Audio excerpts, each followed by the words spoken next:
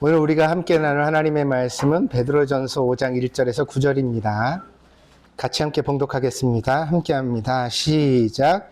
너희 중 장로들에게 권하노니 나는 함께 장로된 자요 그리스도의 고난의 증인이요 나타날 영광에 참여할 자니라.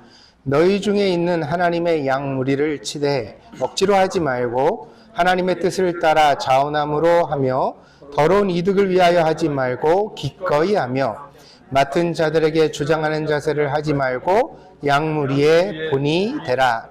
그리하면 목자장이 나타나실 때에 시들지 아니하는 영광의 관을 얻으리라. 젊은 자들아 이와 같이 장로들에게 순종하고 다 서로 겸손으로 허리를 동이라. 하나님은 교만한 자를 대적하시되 겸손한 자들에게는 은혜를 주시느니라. 그러므로 하나님의 능하신 손 아래에서 겸손하라. 때가 되면 너희를 높이시리라. 너희 염려를 다 주께 맡기라. 이는 그가 너희를 돌보심이라. 근신하라 깨어라. 너희 대적 마귀가 우는 사자같이 두루다니며 삼킬 자를 찾나니 너희는 믿음을 굳게 하게 하여 그를 대적하라. 이는 세상에 있는 너희 형제들도 동일한 고난을 당하는 줄을 알미라. 아멘.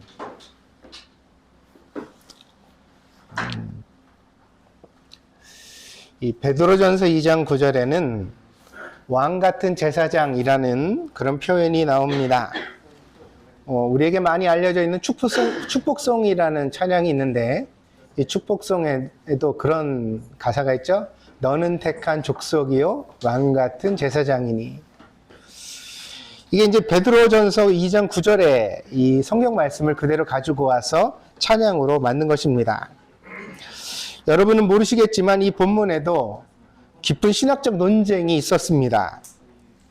이러한 논쟁을 반영해서 쉬운 성경에서는 왕 같은 제사장을 왕의 제사장들이라고 번역했습니다. 그러니까 왕 같은 제사장, 왕의 제사장. 둘이가 서로 다르지요. 사실 성경 원문의 단어만 놓고서, 그러니까 헬라어 본문으로 되어 있는 성경을 읽어보면 둘 중에 뭐가 맞다, 딱 확언하기가 힘이 듭니다. 그렇지만 신약 성경 전체 맥락에서 그리고 베드로전서의 내용을 가지고서 생각해 본다면 적어도 본문이 무엇을 말하는지 우리가 유추할 수 있습니다. 구약의 시대에는 제사장이 성전에 있었습니다. 제사장은 세상과 엄격하게 단절된 거룩한 삶을 요구받았습니다. 심지어는요, 이제 이렇게 여자를 만나는 것도 물론 조심스러웠지만 시체라든가 혹은 부정하다고 정의되어져 있는 짐승을 만지는 것도 안 됐거든요. 보는 것도 부정을 탔어요. 그런 것도 보지 않도록 노력을 하면서 그렇게 살았죠. 세상으로부터 완전히 단절되어서 에봇이라는 거룩한 제사장의 옷을 입고서 그렇게 하나님 앞에 제사를 드리기 위하여 특별한 사람으로 살아야 했습니다. 이런 삶을 살았기 때문에 또 그 특별한 지위와 신분도 보장되었습니다. 그래서 제사장은 평범한 사람이 아니라 특별한 사람으로 여겨졌습니다. 그러나 이 설계는 실패했습니다. 왜냐하면 사람은 하나님의 거룩을 다 감당할 수 없었기 때문입니다. 이것은 구약에만 그런 것이 아니라 지금도 마찬가지입니다. 가끔 가다가 매스컴에서 목사가 타락한 이야기가 나옵니다. 그러면 굉장히 민망하고 부끄럽지요. 어떻게 목사님이 저럴 수가 있을까? 보통 사람들 안 부리는 욕심을 부리거나 보통 사람들 안 할 만한 실수를 해서 사람들로부터 막 손가락질을 당하는 그런 목사를 보게 되면 종교인인데 교회에서 생활을 하는데 어떻게 저럴 수가 있느냐? 그런 생각이 들기도 합니다. 그러나 대단히 유감스럽지만 반대로 이런 일들이 유익한 교훈을 담고 있는 것도 사실입니다. 그 목사님이 얼마나 유명하고 이전에 얼마나 영광스러운 목회를 했던지 간에 그의 설교가 마치 하늘의 소리처럼 많은 사람들에게 감동을 주었더라도 목사는 사람이고 하나님의 영광을 다 담을 수 없는 부족한 그릇이라는 것을 그와 같은 사건들이 우리에게 가르쳐 주기 때문입니다. 그래서 우리는 예수님을 믿고 하나님을 따르는 것이지 목사를 따르거나 목사를 믿는 것이 아닙니다. 때문에 신약의 성경은 그 어떤 종교적 특권 계급을 허용하지 않습니다.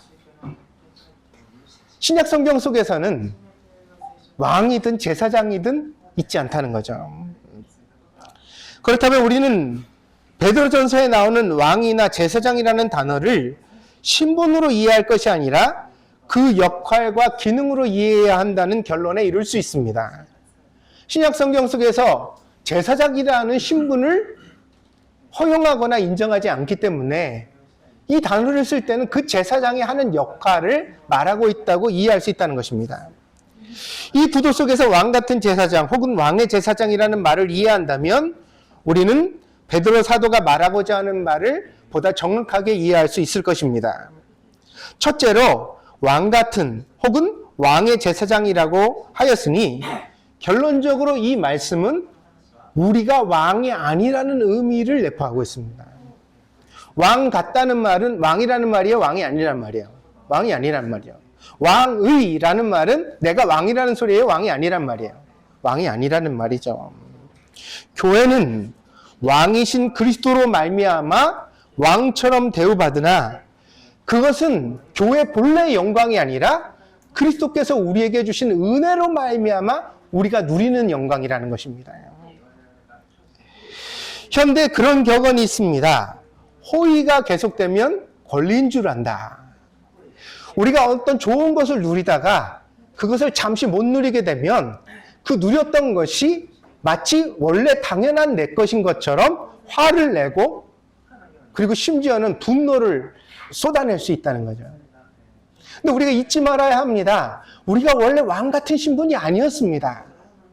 왕이신 그리스도께서 우리에게 그의 영광을 나누어 주신 것입니다. 사랑과 은혜로 말입니다. 교회는 자격이 있어서 은혜를 받은 것이 아닙니다. 오직 그리스도께서 십자가를 통해 우리에게 하나님의 은혜를 주셨습니다. 그러므로 왕 같은 혹은 왕이라는 말은 우리가 받은 은혜를 기억하고 우리에게 은혜를 주신 그리스도를 향한 의무를 늘 마음속에 기억해야 한다는 메시지를 담아내고 있습니다. 그러니까 우리가 교회 안에서 하나님의 특별한 어떤 은혜를 누릴 때 그 은혜를 당연한 것으로 절대 여기지 말고 찬양하고 또 찬양하고, 아멘? 감사하고 또 감사하고 소중히 여겨야 한다는 거죠. 근데 이 사람의 못된 습성이라는 것이요, 뭔가 은혜를 받으면 어때요? 이거는 당연하게 여기고 또 없어요? 또 다른 거 없어요? 이런 태도를 취할 때가 많다는 것입니다. 두 번째로 제사장은 하나님과 세상 사이의 중보를 담당하는 사람들입니다. 구약의 제사 제도가 폐지되면서 제사장이라는 신분도 계급도 사라졌지만 그 역할은 교회에 계승되고 있다는 사실입니다. 우리는 교회는 세상을 유익하게 하는 역할을 감당해야 한다는 것을 상기시킵니다. 교회는 세상을 위해 기도하고 세상을 위해 봉사하고 세상을 더 거룩하는 일에 관심을 가져야만 합니다. 이것을 잊지 말라고 말씀하는 것이 왕 같은 제사장이라는 말씀 속에 담겨져 있는 본래의 의미입니다. 제가 성경에 나오는 한 단어의 의미를 깊이 설명하는 까닭은 성경이 결코 간단한 책이 아니라는 것을 여러분에게 말씀드리려는 것입니다. 그래서 너무 쉬운 해설과 너무 확신을 가지는 생각들은 오류일 가능성이 많다는 것입니다. 세상이 변하고 있습니다. 요즘은 저도 설교를 준비할 때 제미나이를 사용합니다. 저희 아들이 그 제미나이 프로를 갖다가 구독해줘가지고 이제 쓰기가 좀 더 편해졌어요. 그래서 설교를 할 때 이것저것 물어보고 요약해줘, 이것에 대해서 설명해봐, 이렇게 이제 얘기를 해가지고 그걸 그 중에서 이제 제가 검증을 하고 해가지고 설계에다 담아내거든요.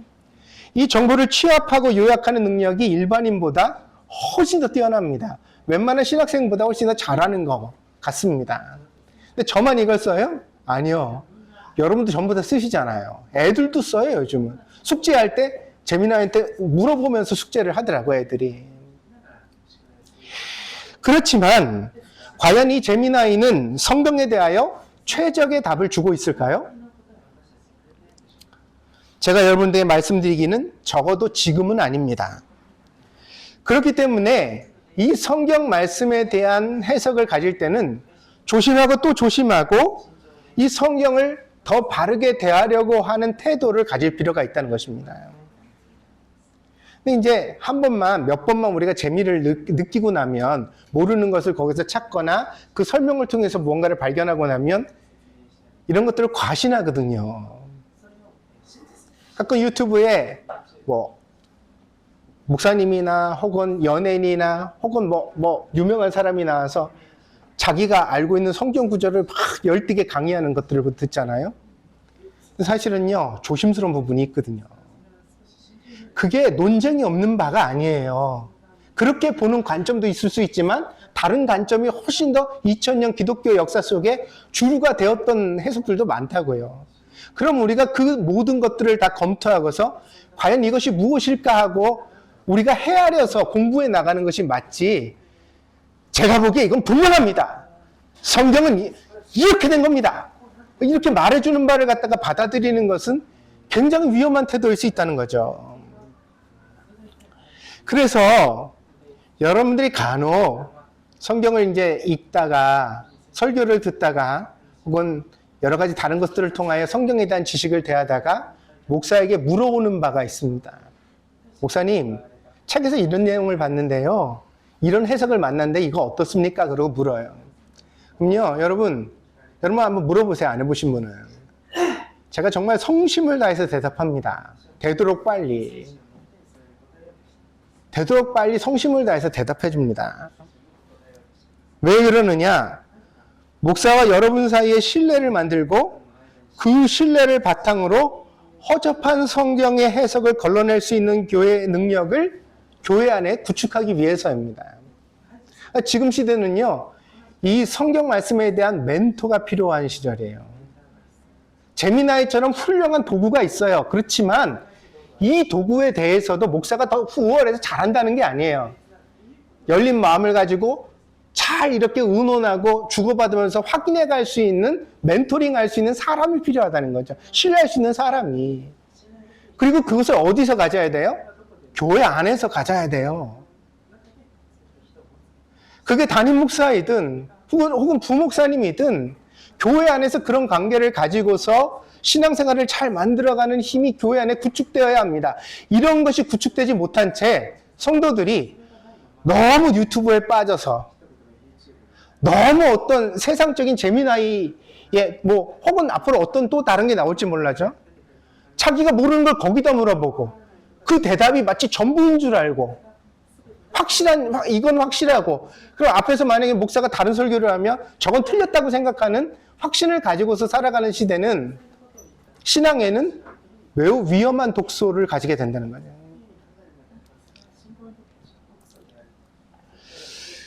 오늘 본문으로 돌아와 봅시다. 5장 시절이 이렇게 됩니다.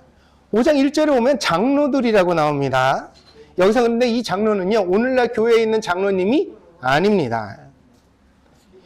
여기 이 본문 1절에, 베드로전서 5장 1절에 나오는 장로는 교회의 목회자들을 뜻합니다. 그래서 그 1절 속에 사도 베드로도 자기 자신을 뭐라고 말해요? 나 또한 장로다, 이렇게 말하잖아요. 그러니까 나도 목회자로서 그 교회 안에 있다는 거죠. 그렇게 말하고 있습니다. 그리고 2절에 보면 뭐라고 말하면 양무리라는 말이 나옵니다. 이 양무리는 교회 교인들을 뜻합니다. 그러니까 어떤 사람들은 가르치는 사람이고 어떤 사람은 가르침을 받는 사람이라는 거죠. 앞서 말씀드린 바와 같이 신약 성경은 종교적 계급을 허용하지 않습니다. 누가 누구보다 더 우월하여서 거룩하다거나 더 탁월한 사람이라고 말하지 않죠. 그러나 분명히 교회 안에도 역할은 있습니다. 이것을 바울은 은사 혹은 사명이라고 정의했습니다. 어떤 사람은 가르치는 은사를, 어떤 사람은 남에게 선교하는 은사를 받았다. 사도 바울이 이렇게 말하거든요. 그런 사람은 그런 역할을 감당하도록 교회에 부르심을 받았다는 거죠. 이 말은 각자가 하고 싶다고 하여서 교회 일을 하는 것은 아니라는 뜻입니다. 나는요, 목사가 되고 싶어요. 그렇다고 해서 그 사람이 목사가 될 수 있는 게 아니라는 거예요. 그럼 진짜 목사는 어떻게 만들어야 되느냐? 주께서 그 사람에게 특별한 소명으로 부르시고 그에게 가르치는 은사를 주셔야 되는 거예요. 그러면 이 사람을 목사로 세우는 건 누구예요? 사람이에요? 자기 자신이에요? 아니면 주님이에요? 주님이셔야죠. 주권이 주님께 있다는 겁니다. 그래서 하나님이 부르시고 각자에게 주신 은사대로 어떤 일에 사용하실 때 거기에 복종하는 것이야말로 직분의 원래 의미라고 설명해 갑니다. 교회는 하나님의 질서 속에서 세워져야 하며 그래서 성경적인 것이 가장 정당한 것입니다. 근데 이제 오늘날 사람들이 자꾸만 이제 그 철학적인 정치적인 질서들을 교회 안에다 가져 들어오다 보니까 자꾸 어떻게 해요? 뭐든지 투표하자고 그러고. 그렇죠? 사람들이 다 원하면 그게 되는 줄 알아요. 근데 교회는 사람들이 원해서 되는 데가 아니에요. 하나님이 원하는 바가 이루어지는 곳이지. 그렇다면 왜 교회에는 장로들과 양무리가 필요한 것일까요? 종교적 계급은 허락하지 않는데 왜 어떤 사람은 가르치는 사람으로 어떤 사람은 가르침을 받는 사람으로 구분하여 두었냐는 것입니다. 왜 교회는 이렇게 조직되어야 하고 더 효율적인 그런 기능을 수행해야만 할까요? 8절에 그 이유가 드러나 있습니다. 오늘 8절에 보니까 마귀가 우는 사자와 같이 삼킬 자를 찾는다. 그렇게 말합니다. 사자가 정상적인 사냥을 할 때는 절대로 울부짖는 일이 없습니다. 오히려 조용하게 가만히 접근해서 단번에 먹이의 목덜미를 물어버리죠. 그러니까 사냥꾼이 요란하게 가는 사냥꾼이 있어요. 여러분 낚시터에서 떠들면 돼요, 안 돼요? 와이프를 낚시터에 안 데리고 가는 이유가 있습니다.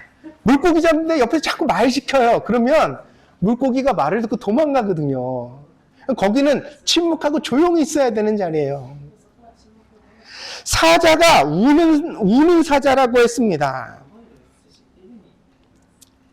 사자가 우는 것은 만만하지 않은 상대를 만나서 우세를 자신할 수 없을 때, 말하자면 사자 자신도 겁을 먹었을 때 자기의 위력을, 능력을 과시하기 위한 방법이 바로 포효하는 것입니다. 제가 이 성경을 이제 설교를 준비하면서 혼자 되게 많이 웃었어요. 왜냐하면 우리 찬혁이네 집에 가면 고양이 2마리가 포효하거든요. 그러면서 이빨을 드러내고 으르렁거려요. 근데 그 아이들이 으르렁거리는 장면이 뭐냐면 딱 맞아. 이 본문과 딱 맞기 때문에 겁이 나서 그래요. 낯선 사람이 나타났을 때 자기가 싫은데 자기를 만지려고 그럴 때 그 하지 말라는 뜻의 방식이 나 대단해! 나 건들지 마! 나 얼마나 사나운 줄 알아! 그러면서 으르렁거리는 방식이라는 거죠. 베드로전서는 소아시아 지역에 있었던 연약한 교회들을 위하여 쓰여졌습니다. 당시 이 지역의 교회들은 박해를 당하고 있었습니다. 그래서 그들에게는 격려와 소망이 필요했습니다. 베드로는 우는 사자라는 표현을 통하여 이중적 의미를 담아냅니다. 그것은 이제 교회가 핍박을, 박해를 당하여서 이 박해를 당할 일이 너무 걱정스럽고 너무 두렵습니다. 안 그렇겠습니까? 끌려가면 재산 다 뺏기고 막 채찍질 당하고 사자굴에 집어넣고 십자가를 못 받고 막 그런다는데 이런 일을 당할 때 얼마나 마음에 두렵겠습니까?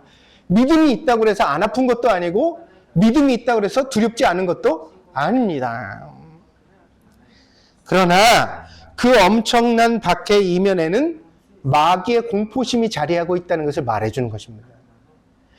야, 마귀도 지금 두려워. 교회가 자꾸만 부흥되니까 사람들이 자꾸 예수를 믿기 시작하니까 교회 안에 자꾸 복음의 능력이 나타나니까 마귀가 지금 두려워. 그래서 어떻게? 시험거리를 주는 거야.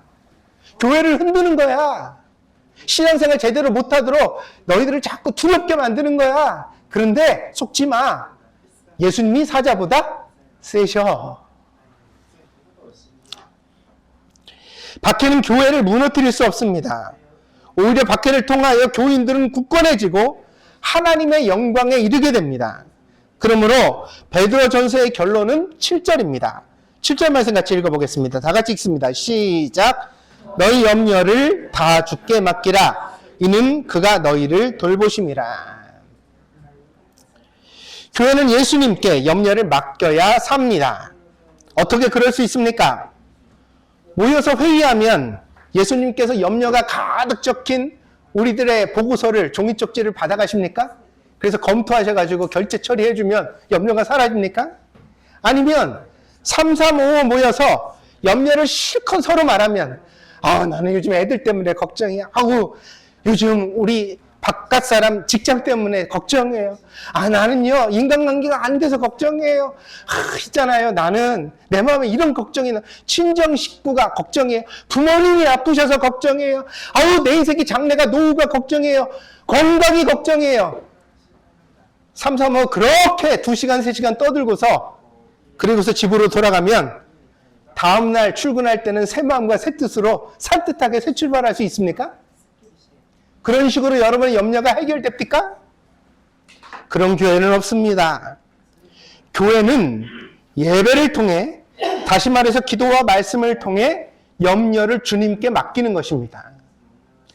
여러분의 염려가 사라지기를 바란다면 예배를 회복하십시오.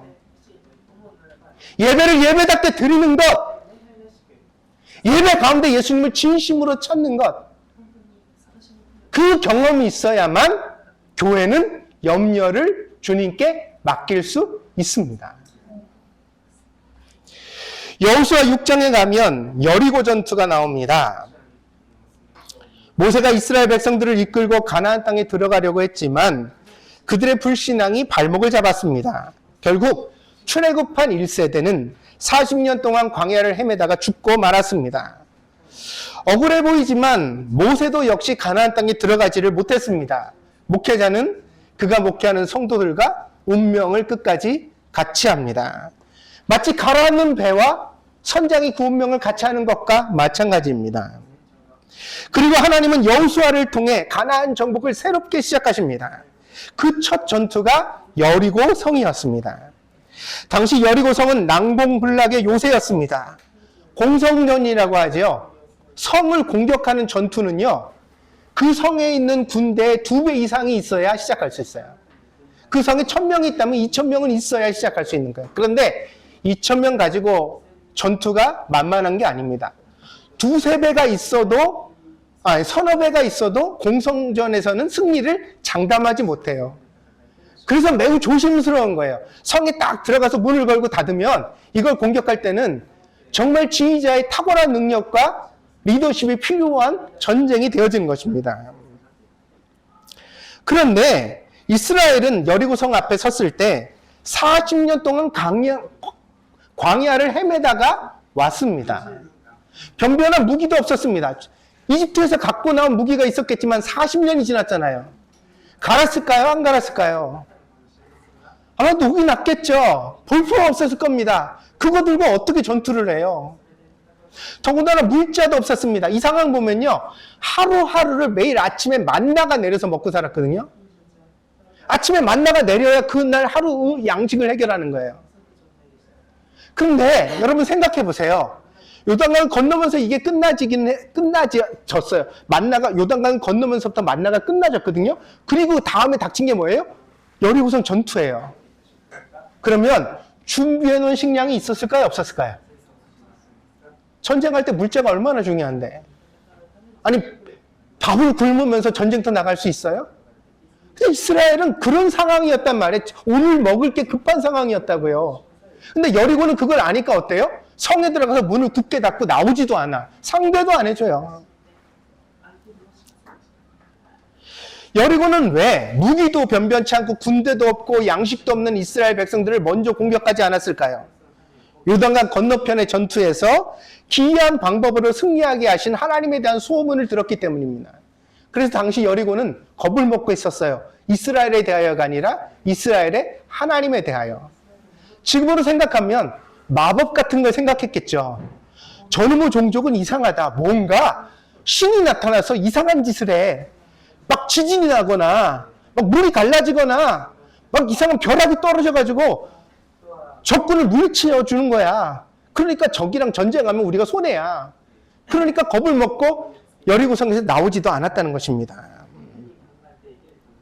결국 여리고라는 큰 성을 하나님은 하나님의 방식으로 무너뜨리고 승리하게 하십니다. 그리고 그 다음에 전투가 여호수아 7장 8장에 나오는 아이성 전투입니다.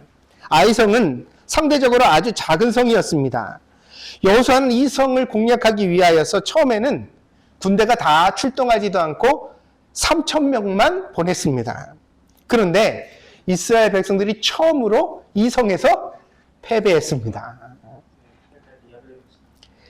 그 아이성 전투의 패배 원인을 찾아내고 그 다음에 이제 이스라엘의 군대가 총체적으로 출동해서 아이성을 다시 차지하는 전쟁의 승리의 회복까지 그 내용이 7장, 8장에 기록되어 있다는 거예요. 제가 드리고 싶은 얘기가 뭔지 아세요? 여러분은 여리고성 전투가 기적이라고 생각해요. 그게 중요하다고요. 큰 성을 무너뜨리는 거, 많은 전리품을 얻는 거, 사람들한테 소문이 나는 거. 근데 성경의 단점은 여리고성은 6장 1장이에요. 아이성은 7장, 8장 2장의 내용으로 되어져 있어요. 뭐가 더 영적 의미가 있느냐? 뭐가 더 우리 신앙생활에 중요하냐라고 말할 때 아이성 전투가 이스라엘 백성들에게 훨씬 더 교훈적이었다는 사실입니다. 원래 이스라엘은 자기 힘으로 이겼던 게 아닙니다. 하나님이 이기게 하신 겁니다. 이게 신앙 공동체, 교회 공동체를 향한 성경의 교훈입니다. 우리는 우리가 이기는 게 아닙니다.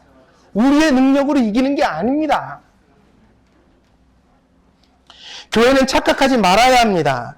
교회가 성장하고 평강을 누리고 승리하는 것은 목사의 재능도 아니고 교인들의 충성심 때문도 아닙니다.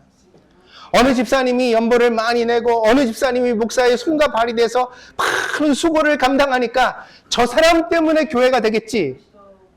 아닙니다. 목사가 교회 머리가 아닙니다. 성도가 교회의 손과 발이 아닙니다. 이 교회의 주관자는 오직 예수님이신 줄 믿습니다. 우리는 늘 실패하는 자만과 게으름과 혈기와 욕심을 가지고 있습니다. 누구나 그렇습니다. 제가 앞에서 말씀드린 바와 같이 어느 목사가 타락한다고 기이하게 여길 것이 아닌 것은 우리가 다 그런 속성을 가지고 있기 때문입니다. 여러분, 우리 중에 누가 욕심이 없습니까? 우리 중에 누가 게으르지 않습니까? 우리 중에 누가 남 탓하지 않는 사람이 있습니까? 우리 중에 속상하지 않은 사람이 어디 있고 우리 중에 질투하지 않거나 혈기내지 않는 사람이 어디 있습니까?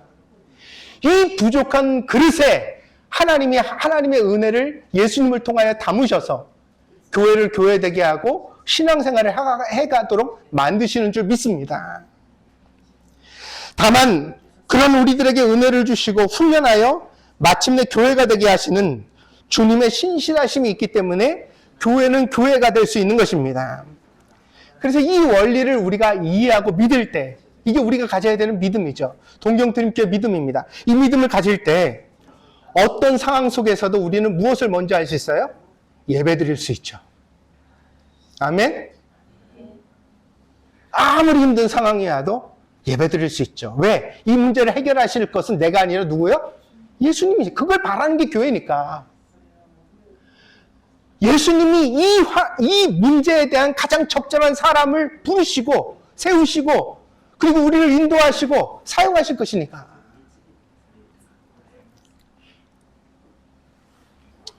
중국의 현인 장자가 어느 날 호숫가에서 뱃놀이를 하고 있었습니다. 한가롭게 배를 쫙 타고서 풍강을 갖다 이렇게 쫙 즐기고 있는데 저 멀리서 배가 이렇게 둥둥둥둥 떠옵니다. 여러분 우에노에 가서 노젓는 배 있잖아요. 그거보다 조금 큰 배를 생각하셔야 돼요. 중국의 배가 어떤 거냐면 이제 강 같은 데서 길게 이제 운행을 하거나 그러니까 그 안에 배 안에 작은 초업을 짓습니다. 이렇게 지붕이 있는 방 같은 걸 하나 만들어요. 그래서 이제 뭐 손님이라든가 뭐 밥을 먹는다거나 그런 거 할 때는 그 안에 들어가서 하고 이제 노를 젓거나 이렇게 움직일 때는 밖에 나와서 사람이 있는 거예요. 장자는 어디 있었을까요? 딱 호수에 배 띄워놓고 좋아라, 세워라, 내워라 그러면서 그 모억 안에 들어가가지고 이렇게 창문으로 바깥을 다 구경하고 있는데 저기서 배가 하나 이렇게 다가오는 거예요. 그 배를 보는 순간 장자가 저거 계속 저렇게 오다가 나랑 바뀌었는데? 생각을 했습니다. 그렇지만 설마 그렇겠어. 지도 생각이 있으면 바꾸겠지. 그러면서 이제 자기 할 일을 했어요.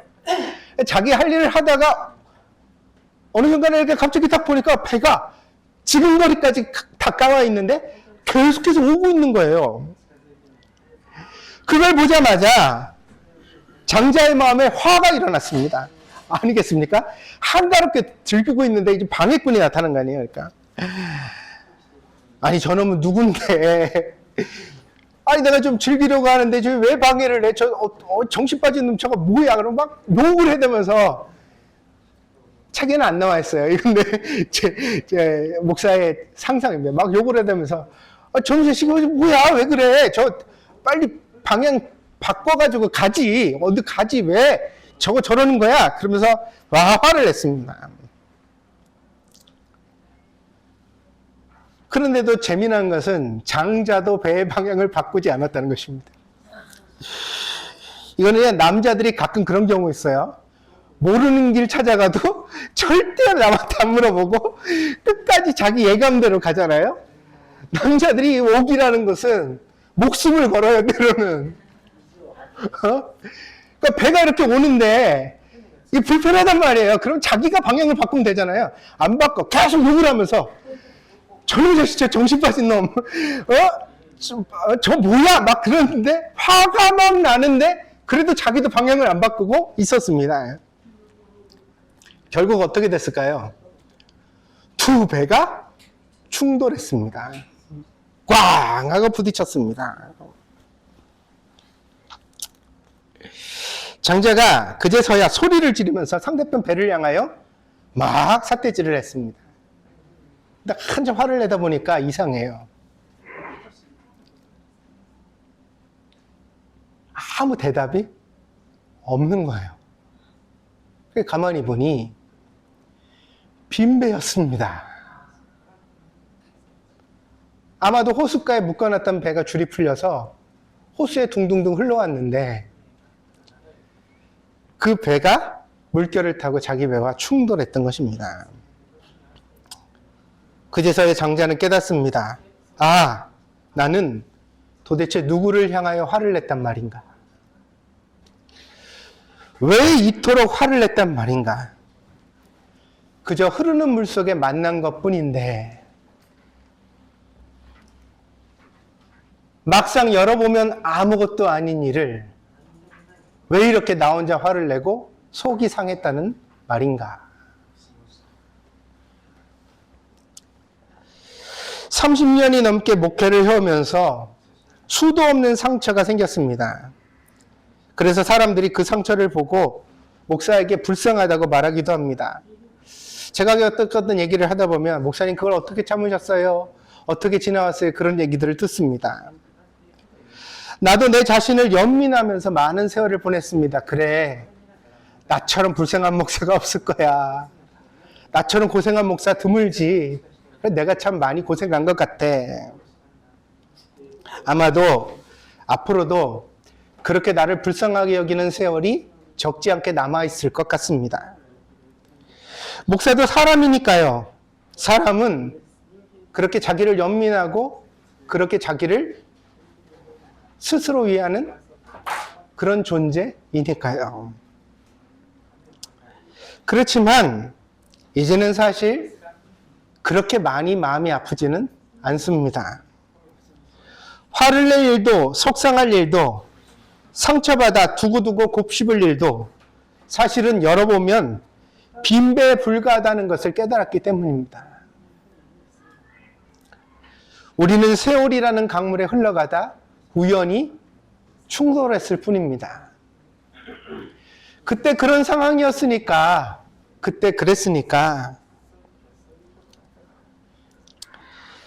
그런 일로도 배는 충돌하고 때로는 배가 깨지기도 하고 사람이 물에 빠지기도 합니다. 난감하지만 그것 또한 인생입니다. 그렇게 되지 않기를 기도하면서 조심하면서 생각하면서 살아갈 수밖에 없겠지만 역시나 장자의 깨달음처럼 아무리 똑똑하고 현자라도 비루한 삶의 현실에서는 빈배를 만나 충돌하고 화를 내는 일이 계속될 수 있습니다. 그래서 우리는 주님의 자비가 필요한 것입니다.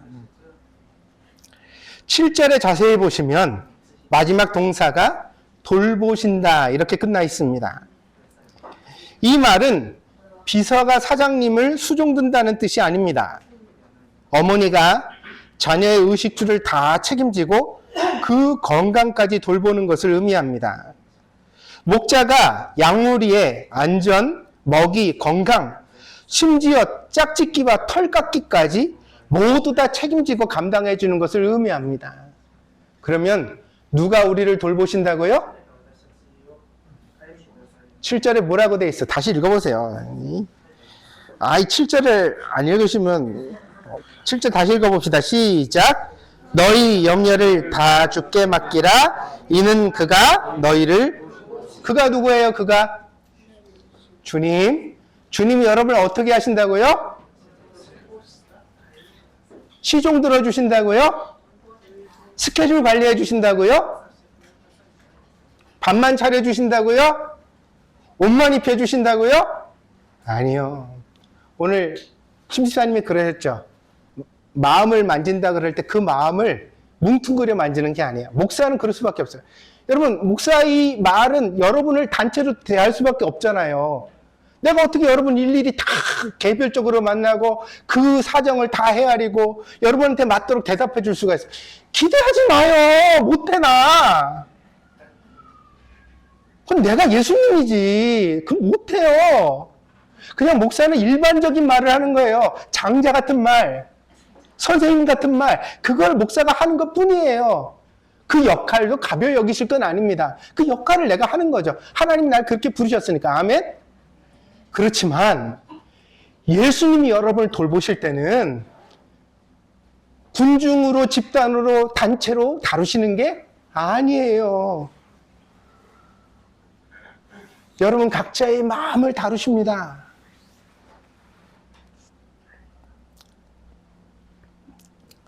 예수님은 우리를 그렇게 돌봐주실 것입니다. 단 우리가 예수님을 목자로 인정하고 그분에게 우리의 염려를 맡길 때 예수님은 그렇게 우리를 돌봐주십니다. 이 은혜를요, 사람들이 착각하는 것 같아요. 왜냐면 여러분 성경의 역사를 아주 간단하게 생각해 보세요.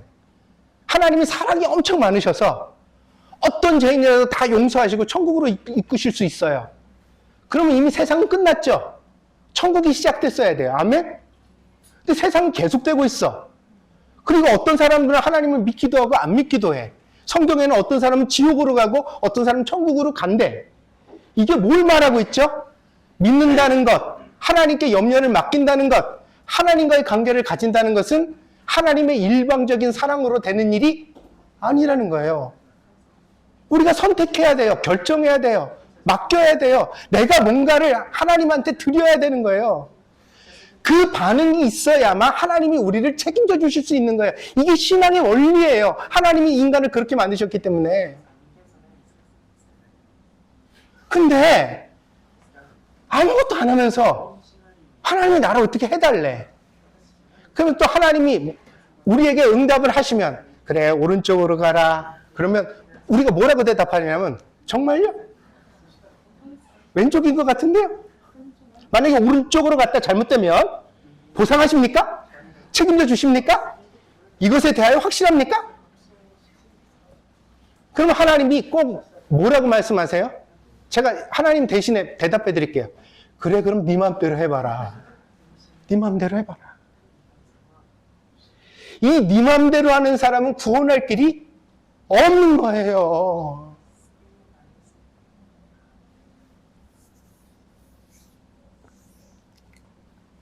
그러니 어떻게 해야 합니까?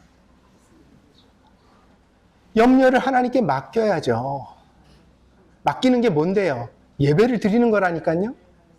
예배를 통하여서 그 기도와 말씀 속에 하나님을 신뢰하고 나를 맡겨드리는 거예요.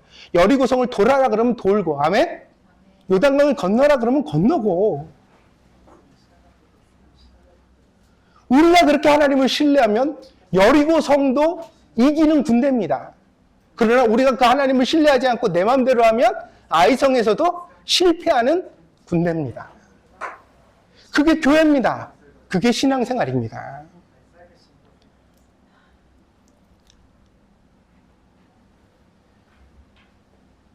그러므로 여러분을 권합니다. 주님께 그렇게 하지 마십시오. 예수님의 자본선을 잡고 놓으면 언젠가는 그 일이 회복할 수 없는 후회가 되어 우리 인생에 되돌아와 봅니다. 예수님 자본선을 놓으면 안 돼요. 신앙은 여러분을 실망시키지 않지만 여러분은 신앙을 외면하고 버릴 수 있습니다. 그게 사람입니다.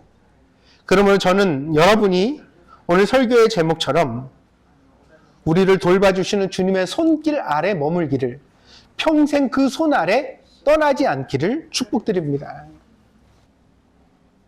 기도하겠습니다. 하나님, 동경드림교회를 하나님께서 세워주시고 많은 어려움 속에서도 여기까지 인도해 주신 것 감사드립니다. 20년 전에도 이 교회의 주인은 주님이셨고 20년이 지난 지금에도 동경드림교회의 주인은 오직 예수님 한 분뿐이십니다. 당신의 뜻이 이루어지는 교회가 되게 하여 주시옵소서. 주님, 목사를 세우시고 성도들을 세우시고 부르시고 이끄시고 책임져 주시는 주의 은혜가 사랑하는 교회 가운데 마땅히 드러나게 하셔서 이 동경드림교회를 통하여 하나님의 뜻하신 바가 우리의 인생 가운데 열매로 나타날 수 있도록 주께서 주장하여 주시옵소서. 신앙생활 할 수 있도록 도와주시옵소서. 하나님을 바라며 예배의 회복과 부흥이 있게 하시고 예배를 드릴 때마다 살아계신 하나님을 만나고 경험하는 은혜가 우리 가운데 나타나게 하여 주시옵소서. 감사를 드리며 예수님의 이름으로 기도하였습니다. 아멘.